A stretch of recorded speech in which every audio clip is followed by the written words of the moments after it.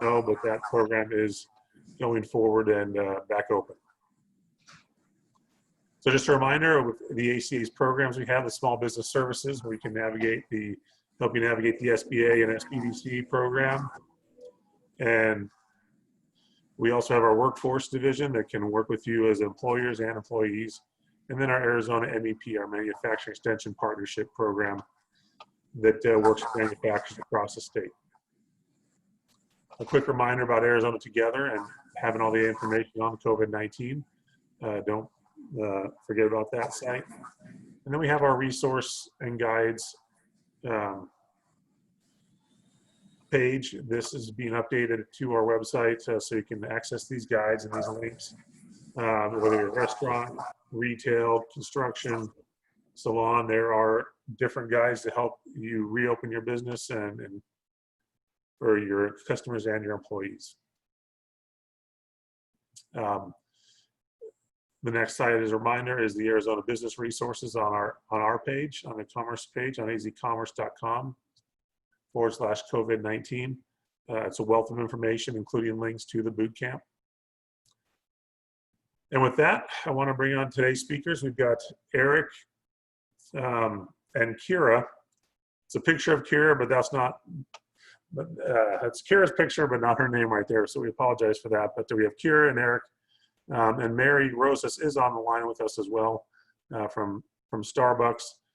We've got a great presentation to learn from the experience that they've gone through in the multiple countries that Starbucks is in, and they want to be able to share their experience to help the small businesses in Arizona return stronger. So with that, I'm gonna stop sharing and turn the time over to Eric and Kira.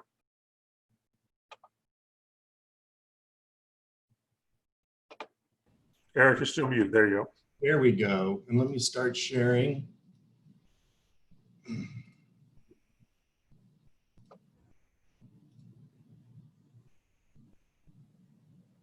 All right. Is that, can you see that? We cannot. We are still seeing you.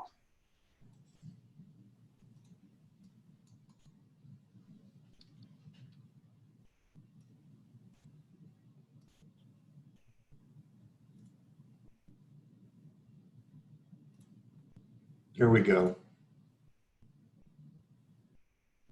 How's that? Looks good.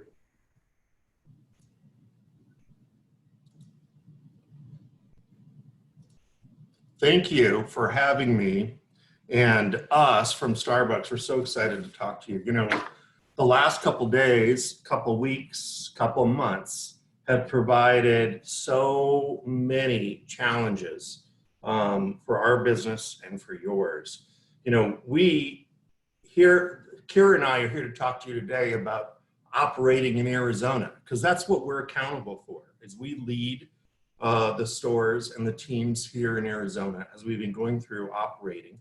And we, like you, have seen what has been truly an unprecedented shift in everything that's going on around us. So I'm excited to talk to you a little bit about what that looks like today, and also just validate that we're really in the middle of this, that this is not the end of change and transition for our business in Arizona, and it's certainly not the end of change for you.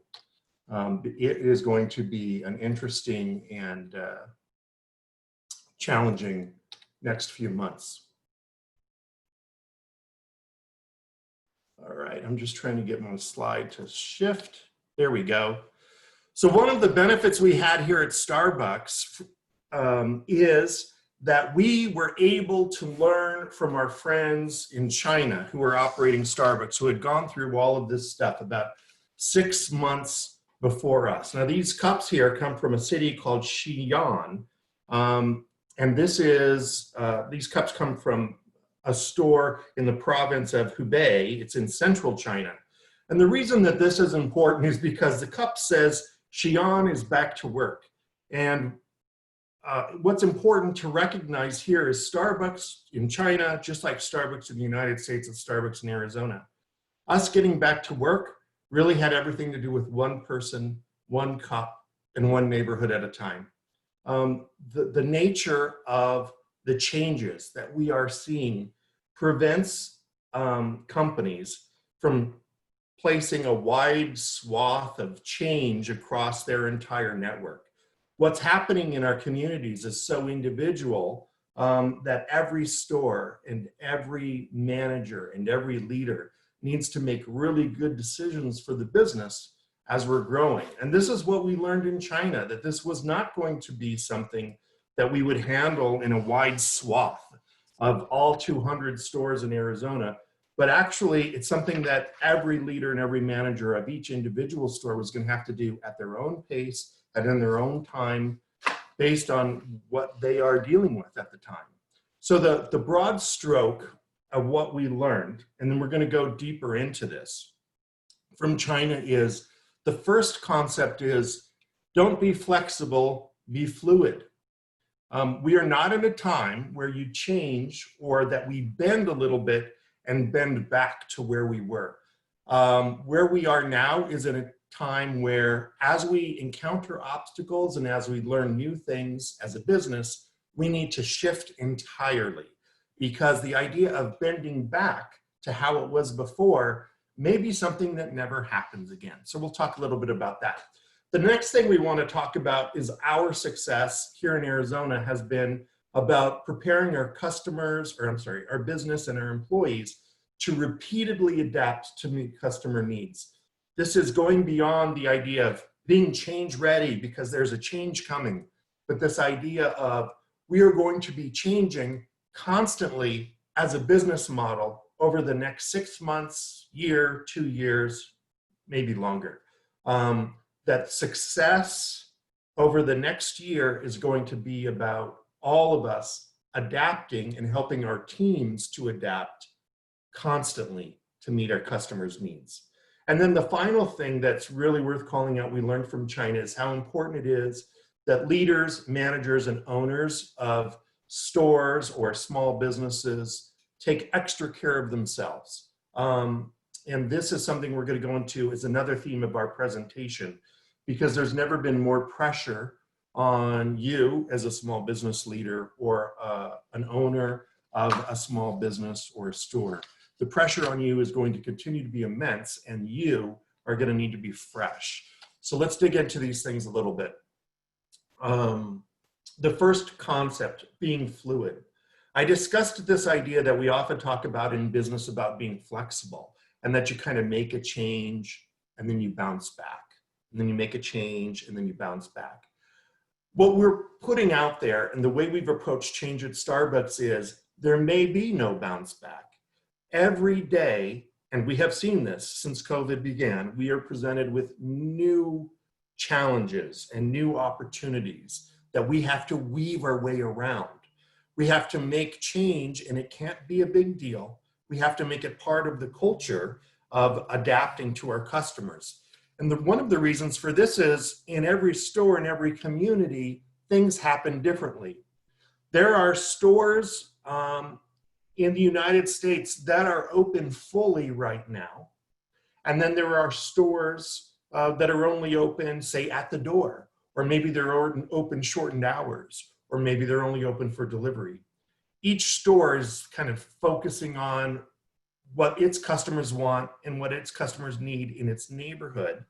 And each manager is having to make decisions to meet the needs of that store. So there is no widespread single big brain making decisions. And just like you in your small business, you kind of have to look out on the street, what's happening in my neighborhood, what's happening in the community, what do they need, and how do I need to adjust to them right now, recognizing that it may be a permanent adjustment, or I may be just adjusting so I can be ready to adjust again in a few weeks. So preparing to adapt, which is the second big learning from China, is the first thing we all need to do as small business leaders. If we have employees, we need to increase communication with our employees. Increase communication with employees and increase communication with your customers. I know there's been presentations here about communicating to customers and using social media, and they've done a really great job of talking about some strategies for communicating with our customers. But as a customer myself, during what's going on, we never know when the store is going to be open. We never know how a company or a store or a restaurant is doing. Often we have concerns about the people that work there. We want to know how they're doing. What are they working on? Why is it closed right now? All of those things, we need to communicate a lot to our customers. But the other thing that's really heightened during this time is communication to our employees. Our employees are under a lot of stress now, just as we all are. And part of helping your team adapt constantly to what is a constantly changing landscape in their business is going to require that you have really good communication with them. And that means communication systems for giving them information, a cadence for you making sure you're getting information back from them and seeing how they are doing. That's a critical theme. So we're going to talk a little bit more about that as well. The other piece about preparing to adapt is the approach we took at Starbucks, which is one cup at a time. We do not have, as I said, a single big brain. Each community, each neighborhood in the Phoenix area, the Tucson area, Scottsdale, Mesa, Tempe, has adapted and had to flex with the challenges provided by COVID-19 differently. And as a result, every single store has had to make their own decisions about how they are going to adapt and change. When are their hours of operation? How long can they operate? How are they going to operate? Is it going to be delivery only? Is it going to be full service? Is it going to be to go? And all of this is going to continue to flux. Now, what we've seen here in Arizona, as we've seen, we saw what was an initial stabilization, and now there's been a lot of talk about, a second wave or perhaps COVID reasserting itself in a different way. This is another example where you as a leader in each store in each neighborhood needs to monitor and adapt. What is going on in their neighborhood? How are their customers and partners feeling? And how do I need to shift my operation? Because what we do know is that recovery is not going to be a single straight line. And the way the decisions you make for your business, you may have to change your decisions week to week based on what's happening. So you may open up longer hours and full serve, or really doing a lot of good business, but then perhaps things in the community are going to contract again. Perhaps there will be different expectations issued by the city or the state for how we do business, and we may have to contract again. And that's going to be the normal course of order over the next year. So thinking it through one cup at a time, I'm going to do the best I can with what I have and the information I have today.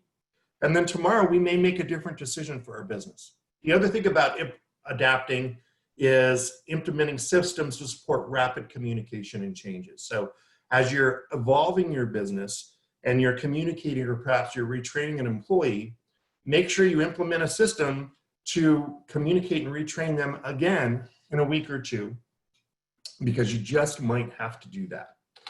The third concept that really came out of China important was this idea that leaders, owners, entrepreneurs, small business people, you need to take really good care of yourself during this time. In your career, in your time as a leader at Starbucks or at wherever it is you are, there will never be more demand for your time, and people are going to be looking for you to model. How am I supposed to feel? How am I supposed to behave? Your customers are going to be looking to you. Are you confident? Are you feeling strong and good? They're going to have maybe more complaints than normal because your service is going to have shifted a little bit, and you need to be available to de-escalate them. In order to do all of those things, our leaders, leader of your business, needs to keep your cup full. Because if your cup is full, as you get called on to attend to the needs of your customers or your employees or your business, your decision making is going to be more important now than ever, because you're going to be making changes daily, which means that you as an entrepreneur or a leader need to be very fresh and need to be rested and ready to take on a heightened level of responsibility for you to lead that business. now more than ever. And this is something we call out, and I call out because it's happened to in all of our stores, every single one of our store managers in our stores in Arizona has been faced with exactly this. Our employees have stressors in their own lives, and they need the manager's time. They need the time in order to feel good about their lives, to have the support they need so that they can keep coming to work. Also, our customers have had enormous stressors, and our managers have spent more time than normal taking care of our customers for both good things and also challenging situations that our customers have brought to our attention. So our leaders have needed to be rested so they can take good care of our customer and our employees so that the business can move forward. I'm going to turn it over now as we start talking about setting priorities.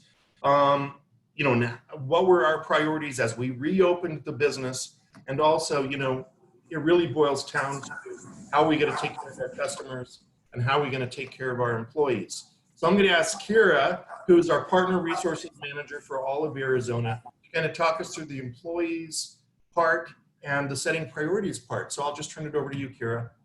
All right, good morning, everybody. I'm really excited to be here with each and every one of you this morning and to highlight what we've been working on from a cultural perspective within our organization. So in May, Starbucks made the decision to reopen more than 95% of our stores. And before we made that decision, we had a lot of key learnings from China, and it put us in a position to implement a strategy to reopen with excellence.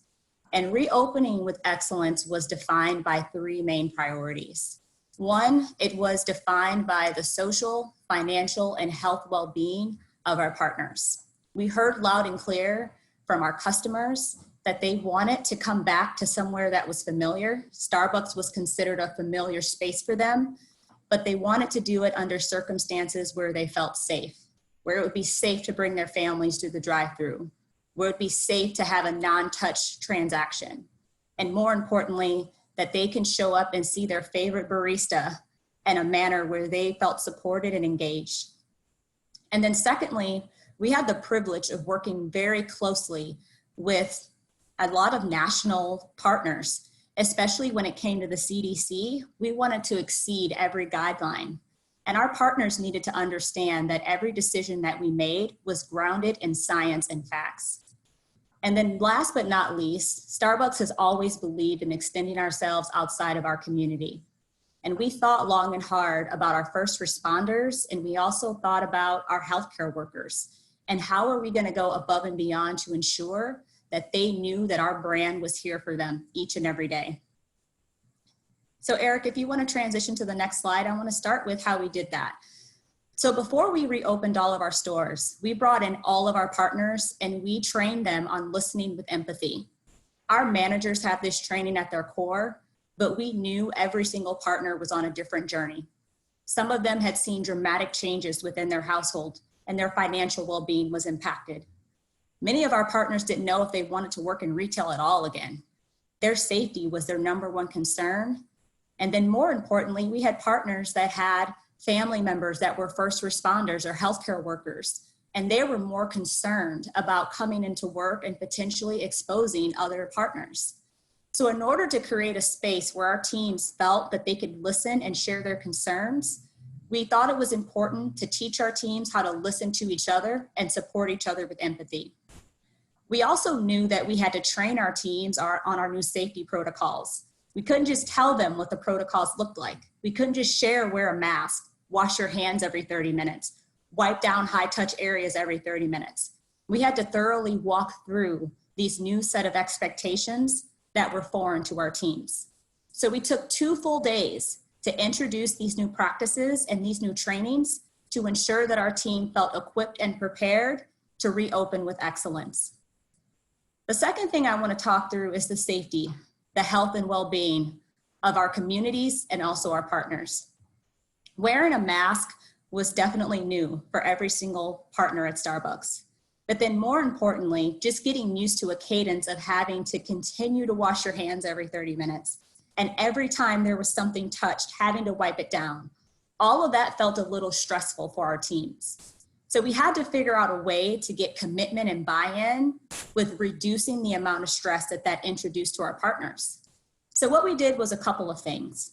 We decided to make sure that we invested the time every single day to explain the whys. So why are we an essential business? Why is coffee and breakfast sandwiches and snacks so important? With sharing all of the information with our partners around why these expectations were important, it led to something we could have never imagined. It led to our partners no longer feeling like they had a job at Starbucks, but it became a calling. They knew how important the work that they were doing tied into the bigger picture as an essential service. And in order to remain essential, we knew that our partners had to be bought in and fully committed to serving their communities. And Eric, I think we lost the presentation. I don't see it up anymore. There we go.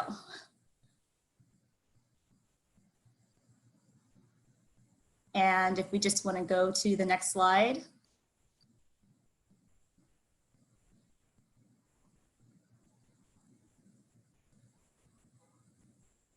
Which is slide 8.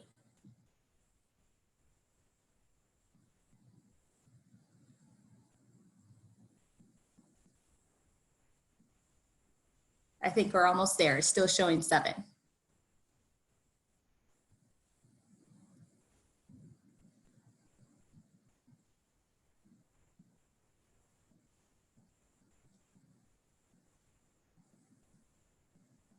Okay.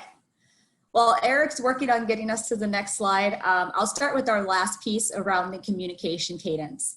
So once we had the commitment from our partners, and they no longer saw their role as a barista as just a job at Starbucks, but a calling. We also knew the importance of creating a space for ongoing questions and communication. So our senior leaders at Starbucks role modeled this very well for us. Every week we have a town hall meeting. And in that town hall meeting, we are learning about the recovery of our business, how we're tracking, what we're hearing from our customers, what is their feedback and recognition from us. And then more importantly, we're creating a space for all of our managers that are in our stores to ask questions and share concerns. Every week we follow up on those questions and concerns with an update, whether it's action that we've taken based on their feedback, or we're providing them with additional tools and resources that they may have asked for during these sessions. Our managers are then able to go back to their teams and share all of these updates on a weekly basis. We also record these sessions. So any of our partners that want to log in and see these messages at a later time, they're more than welcome to do so. But by having this space to continuously communicate, continuously hear our team's concern, we are staying ahead of any potential cultural derailers that can impact our ability to service our teams. And then last but not least, I want to talk a little bit about the work that we've done in our local community and the work that we've done for each other. So in the beginning of this pandemic, I'm sure we all recall how hard it was to go to the grocery store and just get certain essential items. I remember personally not being able to even grab a roll of toilet paper and how hard it was to find those things. Our partners came up with a brilliant idea. They decided to come up with a pantry that included all of the essential items that were hard to get your hands on. And this idea spread like wildfire throughout most of our stores. So our partners would come into work and leave essential items, and others would come in and grab what they needed. So they no longer had to worry about those stresses of what is going to be possible when it comes to just having a job to come to and service our community, but also being able to leave and take things home that they can provide to their friends or family. And then last but not least, we knew how hard our first responders and our healthcare workers were working behind the scenes. And it was really important for us to show up for them. So as you know, we offered free coffee to all of our healthcare and first responders for the entire month of May. We gave away millions of free cups of coffee. And in addition to that, we visited a lot of local precincts. We went to hospitals around the clock, delivered coffee, delivered their favorite beverages. And this also led to a huge sense of belonging and engagement for our partners. This is work they enjoyed doing, giving back to the community in ways that we never had before. Hey, Kira. Yes. This is Eric. Sorry to interrupt you. Hey, Andy, what we are looking at is your screen, and it won't let me share mine. So that's why we can't get to it. So What slide do you need to be on, Eric? we are 8. currently on slide 8. What's the title of the slide, please? Building and keeping customer trust. Okay, is that the slide that's showing now? No. No. Shall I just share mine? Go ahead.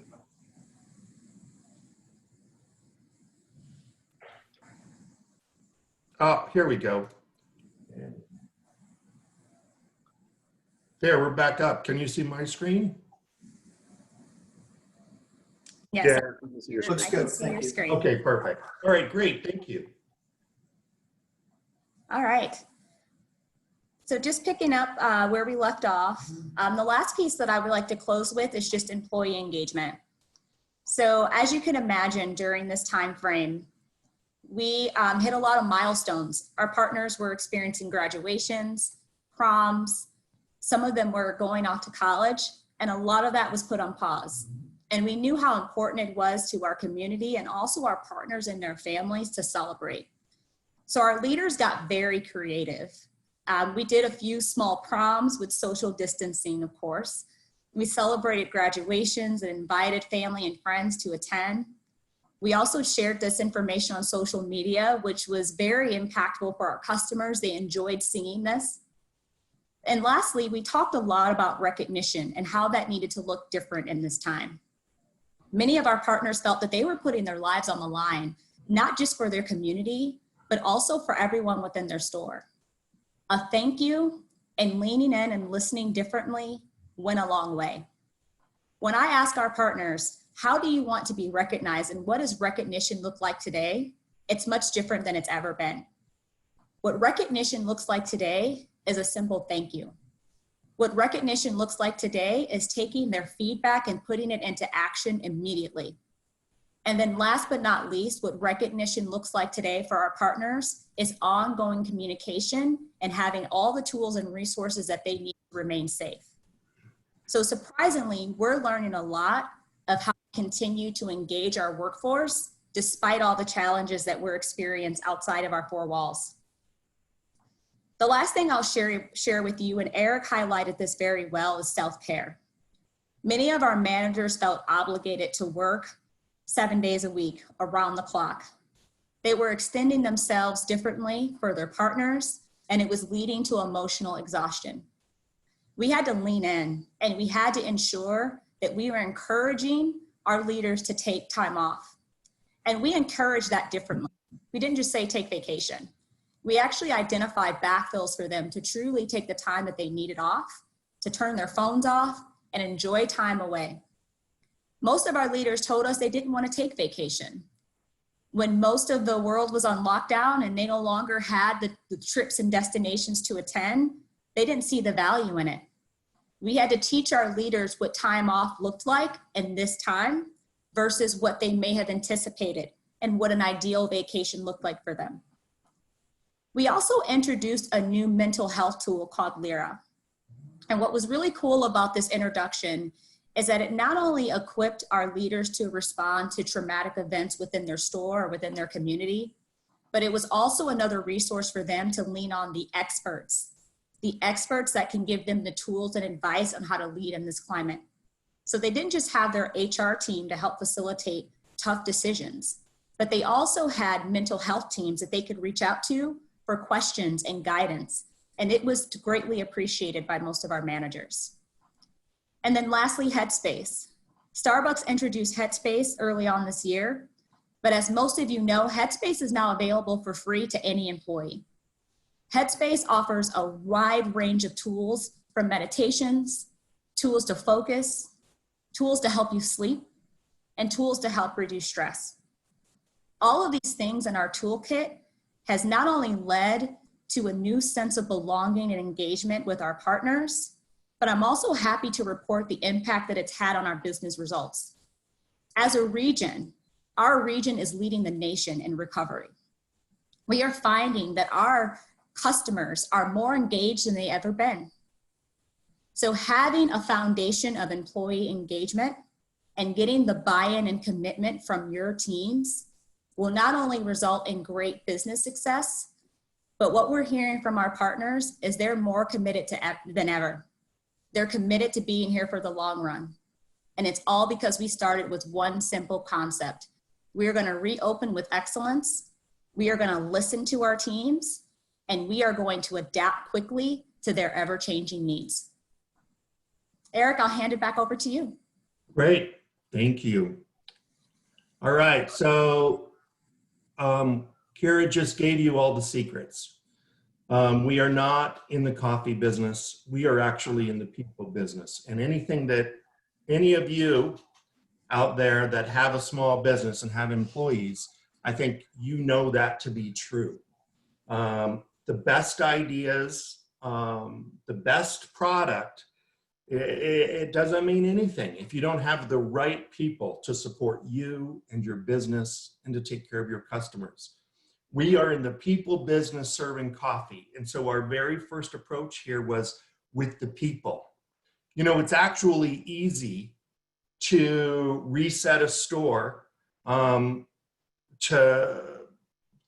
encourage social distancing. You know, the logistics of adapting to COVID-19 are much easier than getting the buy-in of all of your people to keep coming to work and to do so happily and with engagement and taking great care of your customers. So that is the secret. And everything we do at Starbucks, we always come from that we're in the people business, because we know if we take care of our people, our employees, which we call partners, if we take care of them, if they're happy, they will take care of our customer.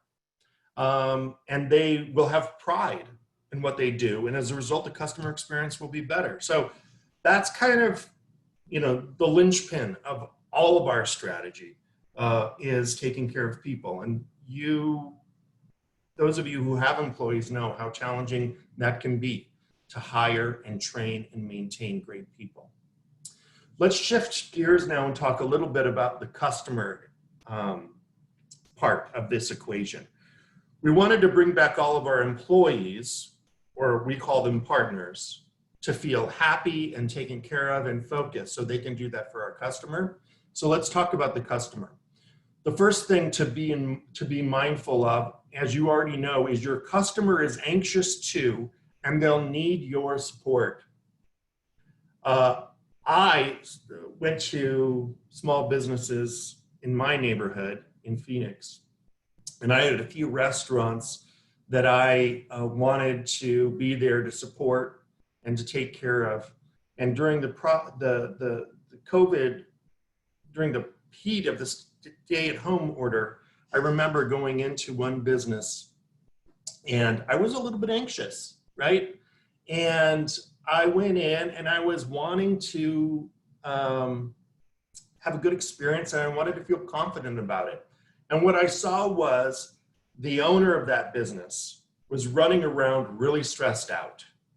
And I saw the employees of that business were running around and stressed out. And that made me anxious. And so I didn't stay. And I think, you know, you all know that intuitively, but how important it is to recognize not only are you under an enormous stress as a business owner and leader, but your customer's under enormous stress. And it can be related to your business, or it can be related to their spouse got laid off or whatever at home. And so your presence to take care of that customer, to keep that customer, is super important. The other thing to be thoughtful of is when we're thinking about our customer during this time, whether your business is currently expanding or contracting, is to really look at your core customer. In our case at Starbucks, our core customer was in the morning, and our core customer wanted coffee. Now, we have customers all day long, and we love our customers, and we provide a different experience early in the morning, midday, afternoon, and in the evening. But our core customer, the customers that come in multiple times a day, the customers that come in every day, and really drive our business, were the customer we needed to ensure we took care of first. Do we have the product our core customer wants? And we're going to be here when our core customer wants. So as our team shrank, we had to make a tough decision. You know, there was a restaurant in my neighborhood that did this as well. And as their team shrank, for them to continue to provide a really great to-go business experience during the lockdown, they locked down their hours from 4 p.m. to 8 p.m. Smart business move. You know, just focus on when the most demand is for your business, and that's when they did. The next item about building and keeping customer trust is don't overcommit. And long hours of operation is one of the ways you as a business leader can overcommit. You need to be fresh, your employees need to be fresh, and if one of your employees gets sick, they're gonna need to go out, and you know, they may take a couple other employees with them. So it's important that you don't overcommit and you focus on the part of your business that you can meet and exceed your customers' expectations. This also goes with the breadth of your offering. Whether you're offering a service in food or hospitality or service, you know, whatever you offer, you want to make sure you're offering it with high quality. So, you know, if you need to narrow down the services you're providing so that what service you are providing is excellent, then you need to do that. If you need to shrink your menu to focus more narrow and deep on the things you know you can provide consistently and well, then do that, because customer trust during this time is critical. When we stretch ourselves too far, we offer our customers unrealistic deadlines or an inconsistent experience. Those things will erode your customers' trust for your ability to serve their needs in the future. The other thing we all need to be really in touch with as we're reopening is that our customers are watching your employees like a hawk. So we'll take this back to this idea of you staying fresh as a leader, and that you communicate well with your partners or your employees and your customers. We have received, and you may have too, in the restaurant business, one of the things we're all doing is we're wearing masks, right? And the mask has to cover from here to here. You all know the standard. But every now and again, those masks, the employee may get hot, maybe the mask slips down to here. I can tell you that every time I have been in a restaurant and I've seen an employee wearing a mask that doesn't cover their nose, I remember it. I note it in my head. I have received so many requests and concerns from our customers and about when employees' masks drop below their nose. This small thing seems like no big deal, but it's a huge deal, because it says, gosh, you know, if they're allowing a mask to drop below their nose and no one's saying anything about it, what else is going on? As a customer, that's how I'm thinking.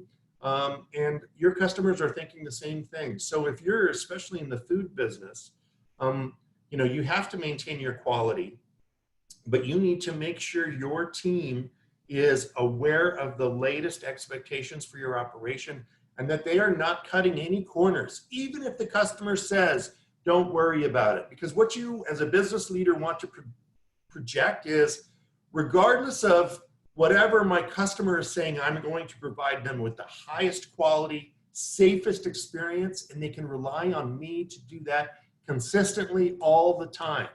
Because when there is, let's say, another increase in COVID cases in your neighborhood, you don't want that customer to say, well, I was okay going there when COVID cases were on the down, were going down, but they don't have their total act together, so maybe I'm going to avoid them for a while. So remember, your customers are watching you closely, and they may call you, and they may call you and your team out when they're unhappy with something that you may think is minor. And remember, leader, your customer's under a lot of stress. If they've taken the time to call you and want to talk to you about that, then we need to be ready to have that conversation because we're building trust for the long term, and they're giving you an opportunity to reinforce trust with them. Communication. Now, there's been a lot of other presenters on this that have talked about communicating to your customer. Communication is key. Social media, your website, maybe you've got a phone system. When a customer is calling you or is driving past your store, if they want to come in, they are looking. Do I see activity? However, you're going to let the customer know when and how you're open. It's important you do that. And you may be changing it week to week.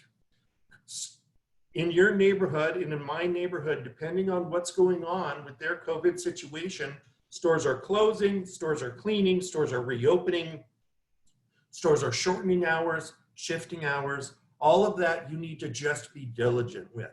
If I'm a customer and I'm going to take the time to pick up the phone to see if you're open, if you're not open at that time, then you need to make sure that your outgoing message tells me when you're going to be open again. Because let's say the outgoing message tells me your old hours of operation. Well, once again, that is a reinforcement to me that you are not on top of whatever is happening right now. So you want to be up to date on all of your communication and updating it regularly. Even if it's only pseudo-professional, customers will forgive that, but customers want to know, are you open? When are you going to be open? Oh, you're going to be open at 5. Good to know. Though all of those things are critical. The way we've handled it is we've worked really hard to keep our social media up to date. Yelp, Yahoo, we make sure that the hours there. Whenever a store manager sees or changes their hours, they're reporting that into Yahoo or Yelp or Google Maps to make sure their hours are reflected properly. And what we found is painting big signs on the windows helps quite a bit to keep people up to speed, because our customer tends to drive by a store and look at it to see. And of course, we have an online app which also reflects those hours. The next item about keeping customer trust is something I said earlier. You want to meet, I would say you want to exceed local standards for safety and sanitation. You want to leave no question in anyone's mind that your business follows procedures and is safe. Consistency here, so important. And finally, the last piece, which you all know, is execution. Whatever you've chosen to do during this time, let's say you've whittled down the services you provide, or you've whittled down a menu, whatever you have chosen to do, you need to do it with excellence. There's a story of a restaurant, another restaurant I tried to go to over the past several months.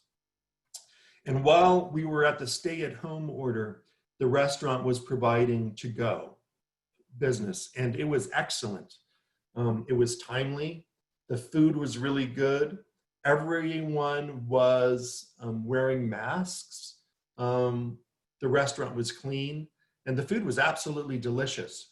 And I went once a week, like clockwork, through the stay-at-home order because I believed in this restaurant, and I wanted, it's a locally owned restaurant, and I wanted them to do well. When the stay-at-home order was lifted, this restaurant expanded their hours and opened up for seating. And they also started one of the online DoorDash, I believe it was, services. But the problem with what they did is they tried to do too much too quickly. And as a result, the next 3 visits I had, my order was wrong. It felt a little disheveled in the restaurant. They were quoting wait times that were no longer accurate. And the team that was working at this restaurant was stressed out.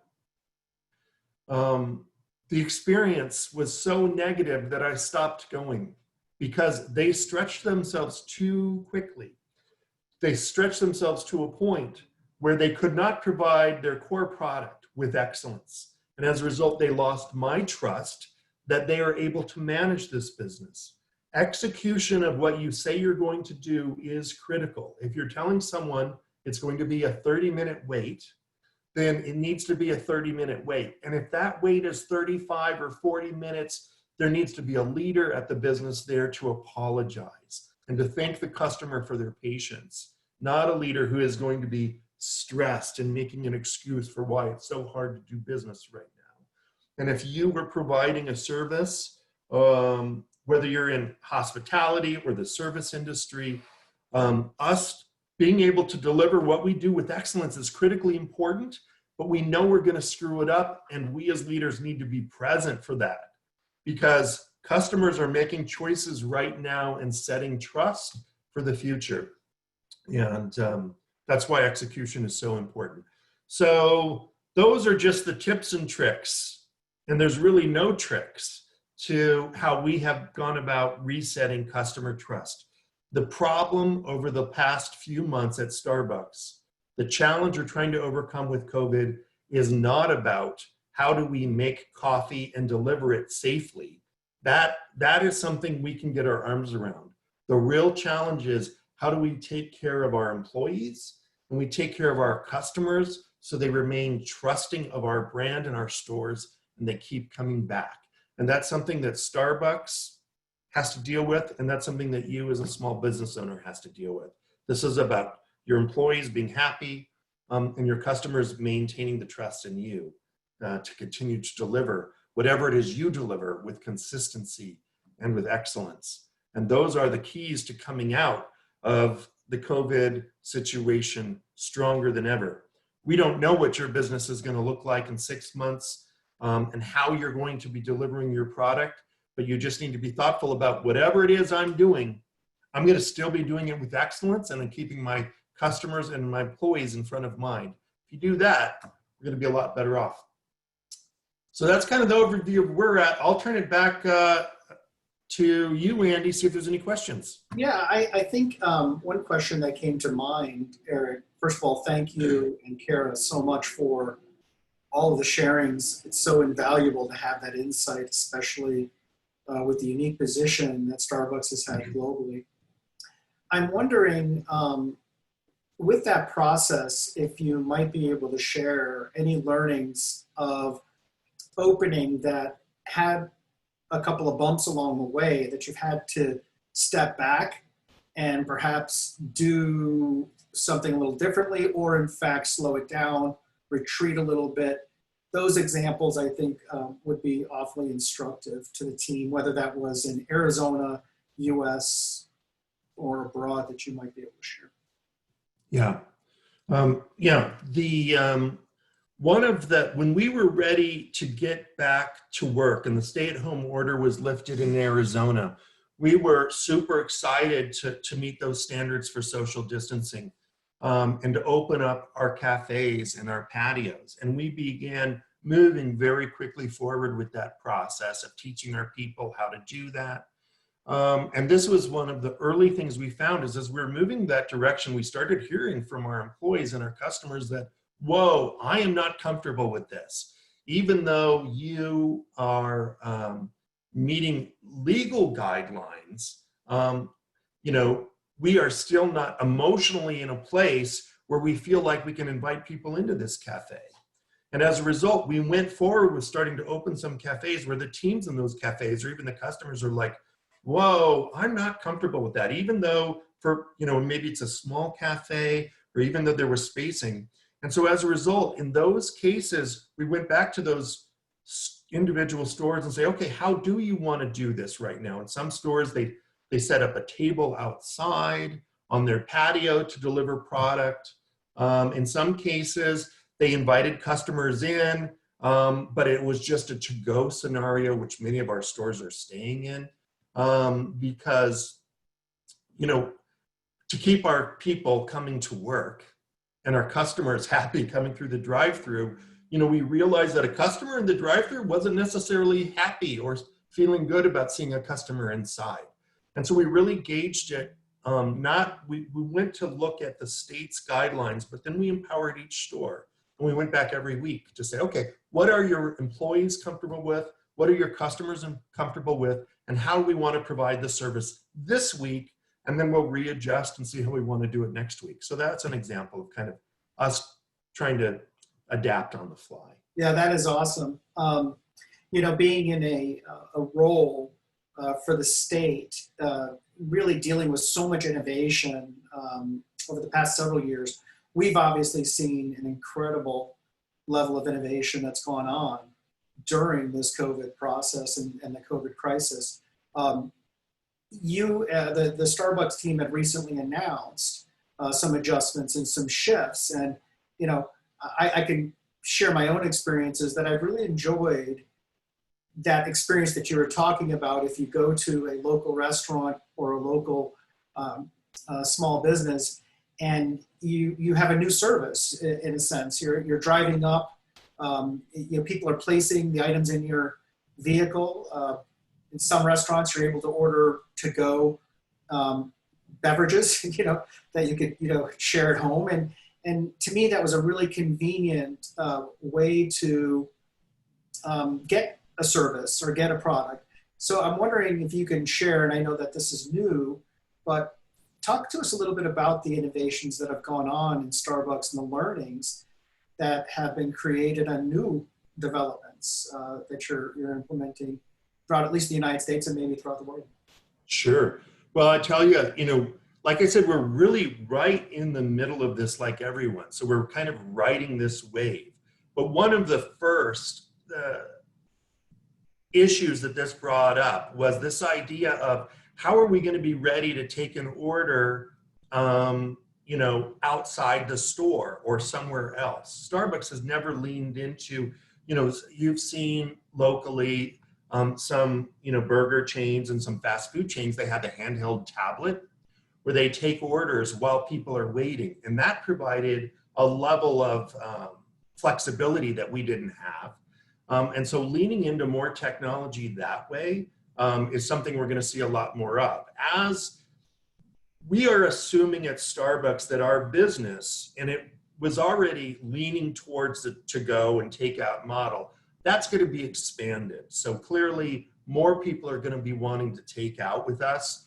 And so how do we manage that? And how do we make that easier in our stores that are cafes and that don't have drive-throughs?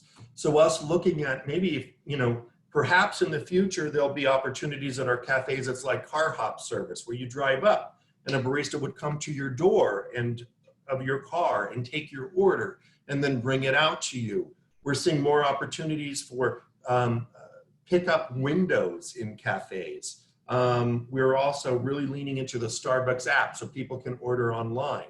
And I think that's going to be one of those things, the delivery and the DoorDash or what Uber Eats, there's lots of companies that are doing it. But those are, I see a lot of restaurants are starting to lean into those, and we're going to see a lot more there. Of course, in our spaces as well, to accommodate more to-go model, we're also innovating and rethinking about some of our store designs and how we're using our space inside. Because, if we have a need for more space to create more to-go food, then how do we do that, stage it, and ensure it's fast, it's convenient? And so, looking inside to some changes to how we're laying things out behind the counter or repurposing our cafe space to do that is one of the things we're looking at. But, across the board, technology is one of those things we're looking at. And it is a store-by-store shift. I mean, every store is different. There is no cookie cutter here. So each leader has to go through and make those decisions for how they're going to deliver their product as efficiently, safely, and as consistently as possible. Well, that's awesome. And I want to again thank you, Eric, and Kira, Mary, for the wonderful support. We do have one more question here. Let's see. I like what you're sharing about customer service. What is Starbucks Arizona doing to address the social issues and equities and also finally getting attention? How is Starbucks actually going to be more proactive with us in Arizona communities? I don't know if that's your one, Eric or Mary. I know that so many initiatives that Starbucks has done that I'm aware of, but maybe we can share a little bit about that in closing and we'll wrap up after that. Mary? Sure, I'll jump in and then I'll toss it to Mary. Okay. Yeah, and Mary, you were on mute, so I knew I saw your lips moving, but not the. Thanks, Eric. Go ahead. Yeah, I was going to say, you know, in Arizona, we have continued to invest in all aspects of the community, whether we have partner networks for to represent all of the different aspects of our teams. We have leaned in with the Solution City work with the City of Phoenix to address opportunity youth. We've been really assertive with Coffee with a Cop to support community and police relations with police departments across the state. As you know, we go really deep with ASU as well as a partner of ours with a lot of these initiatives. And the challenge at Starbucks is, you know, we are as a community meeting place where people from all aspects of our community come together and want to be represented. We want to do that. And so our outreach, whether it's through homelessness or opportunity youth, or even through some of the divisions going on in our country right now, we're really trying to find what are those opportunities to lean in, how do we live by our core and find a way to support all of our customers in a way that's really productive. And again, it's back to kind of a neighborhood focus, store by store, neighborhood by neighborhood. Mary, what would you say? I think the number one thing to share is listen to your employees. And we at Starbucks are trying our best to put on that listening mode and find out what are the things that resonate with them. We have a great force of employee volunteer support that we lend out. It's asking them for their input that we can actually activate on. So whether it is homelessness, children's issues, veterans, if we listen to our employees, we know we're going to get it right or do the best that we can to get it right.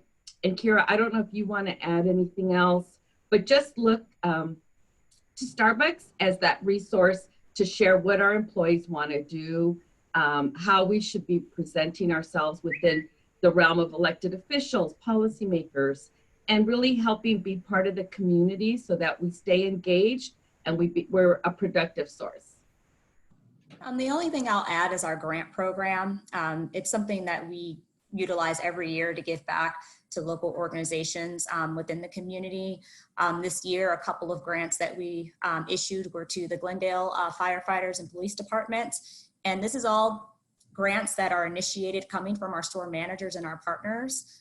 They advocate for the local communities, and it's millions of dollars that we reinvest. I don't think we talk about it enough, and I don't think we share back what we're doing within the community enough. So I think it's a great question, and it does give us an opportunity to take that back to identify how do we put it out there to our customer base, what we are doing on an annual basis.